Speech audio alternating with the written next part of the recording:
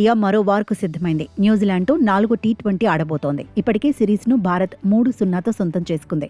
సిరీస్ను clean sweep చేయడమే టార్గెట్గా 4 మ్యాచ్లోనూ విక్టరీ కొట్టాలనే పట్టుదలతో ఉంది. టీ20 వరల్డ్ కప్ ముందు గెలుపు జోరును కొనసాగించాలనుకుంటోంది. అయితే ఆల్రెడీ సిరీస్ గెలిచినందున విశాఖలో భారత జట్టు ప్రయోగాలు ఏమైనా చేస్తుందా, టీం కాంబినేషన్ను మారుస్తుందా అనే చర్చ కూడా ఉంది. అవసరమైతే ఒకరిద్దరికి రెస్ట్ ఇచ్చినా ఆశ్చర్యపోనక్కర్లేదని ఎక్స్పర్ట్స్ చెబుతున్నారు.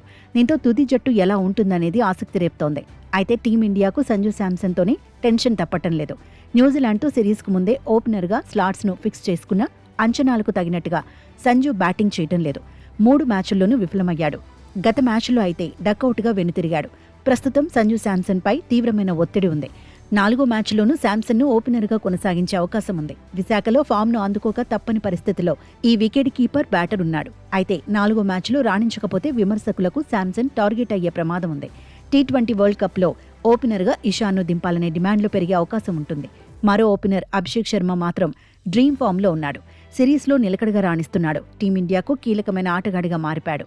వన్డౌన్లో ఇషాన్ కిషన్ కూడా ఎరగదీస్తున్నాడు. తిలక్ వర్మ ప్లేస్లో వచ్చిన అవకాశాలను వినియోగించుకుంటున్నాడు.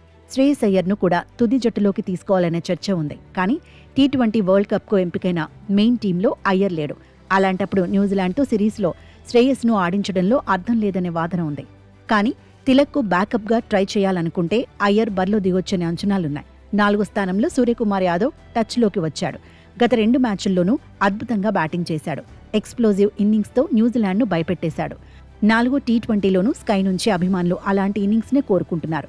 పేస్ ఆల్రౌండర్లు హార్దిక్ పాండ్యా, శివం దూబే మంచి ఫామ్లో ఉన్నారు. ఫినిషర్గా రింకు సింగ్ ఇప్పటికే తన ప్లేస్ను ఫిక్స్ చేసుకున్నాడు. అయితే బ్యాటింగ్ ప్రాక్టీస్ కోసం ఈసారి బ్యాటింగ్ ఆర్డర్లో మార్పులుండొచ్చనే చర్చ జరుగుతోంది.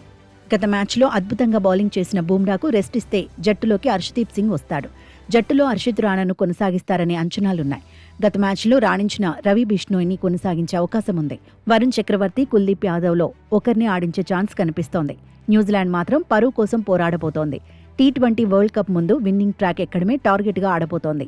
4వ టీ20కి ఆతిథ్యం ఇస్తున్న విశాఖపట్నంలో రికార్డులు భారత జట్టుకు ఫేవర్గా ఉన్నాయి.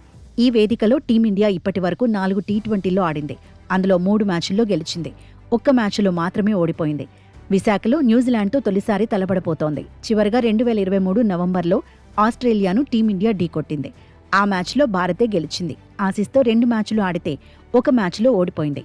సౌత్ ఆఫ్రికా, శ్రీలంకతో ఆడిన ఒక్కో మ్యాచ్ల్లో టీమిండియానే విజయం సాధించింది. ఈసారి న్యూజిలాండ్ పైన టీమిండియానే ఫేవరెట్గా బరిలో దిగబోతోంది.